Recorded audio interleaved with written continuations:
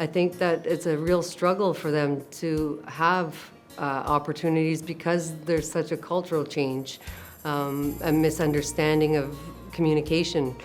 And I think that if we as organizations provide more opportunities, even placements, it would show others that we are capable and that we are successful. Service Canada also get Toronto well-being programs to help you out, and to seek other Inuit in Toronto area who can guide you through and to lead you to a good position.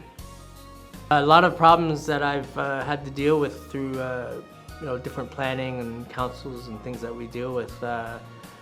Usually, again, it comes down to money, right? It's the funding for programming, it's the funding for the students to come here, it's funding for housing, it's all these types of issues that regular people deal with every day. But the Inuit community being much smaller, it's much harder to access funding that they would need.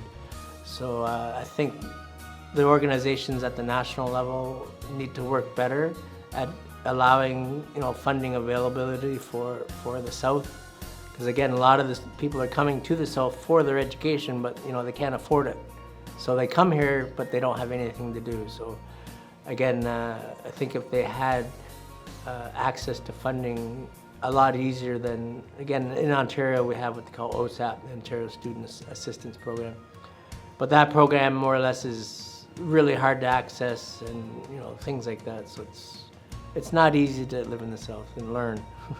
I think the